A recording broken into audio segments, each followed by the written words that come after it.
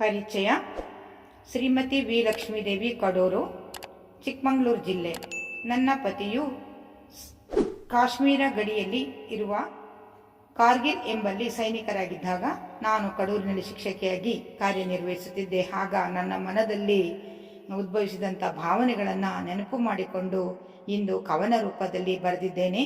ಇದೇ ಕವನವನ್ನು ಅಕ್ಷರವೇಣಿ ಕವನ ವಾಚನ ಸ್ಪರ್ಧೆಯಲ್ಲಿ ವಾಚನ ಮಾಡುತ್ತಿದ್ದೇನೆ. ಕವನದ ಶೀರ್ಷಿಕೆ ಮನವ ಸದಾ ಕಾಡುತ್ತಿರುವೆ. ಕವನದ ಶೀರ್ಷಿಕೆ ಮನವ ಸದಾ ಕಾಡುತ್ತಿರುವೆ. ಓ ಇನಿಯ ನೀ ಎಲ್ಲಿರುವೆ, ನಲ್ಲ ನಿನಗಾಗಿ ನಾ ಕಾದಿರುವೆ.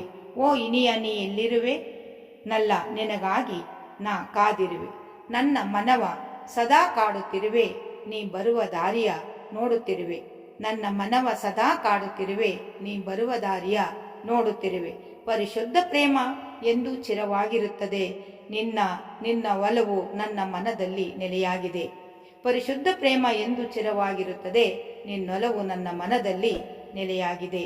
ಭಯಪಡದಿರಿ, ನನ್ನ ಹೃದಯವೇ ನಿಮ್ಮದಾಗಿದೆ. ಭಯಪಡದಿರಿ, ನನ್ನ ಹೃದಯವೇ ನಿಮ್ಮದಾಗಿದೆ.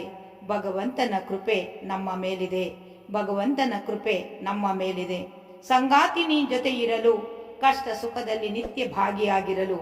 ಸಂಗಾತಿ ನೀ ಜೊತೆ ಇರಲು, ಕಷ್ಟ ಸುಖದಲ್ಲಿ ನಿತ್ಯ ಭಾಗಿಯಾಗಿರಲು. ಕಣ್ಗಳಲ್ಲಿ ನಿಮ್ಮ ಪ್ರತಿಬಿಂಬ ಕಾಣುತ್ತಿರಲು, ನಿಮ್ಮ ಬರುವಿಕೆಗಾಗಿ ನಾ ಕಾಯುತ್ತಿರಲು. ಕಣ್ಗಳಲ್ಲಿ ನಿಮ್ಮ ಪ್ರತಿಬಿಂಬ ಕಾಣುತ್ತಿರಲು, ನಿಮ್ಮ ಬರುವಿಕೆಗಾಗಿ ನಾ ಕಾಯುತ್ತಿರಲು. ಸೈನಿಕನಾಗಿ ದೇಶದ ಗಡಿ ಕಾಯುತ್ತಿರುವೆ, ಇಲ್ಲಿ ಕುಟುಂಬದ ರಕ್ಷಣೆಗಾಗಿ ನಾನಿರುವೆ. ಸೈನಿಕನಾಗಿ ದೇಶದ ಗಡಿ ಕಾಯುತ್ತಿರುವೆ, ಇಲ್ಲಿ ಕುಟುಂಬದ ರಕ್ಷಣೆಗಾಗಿ ನಾನಿರುವೆ.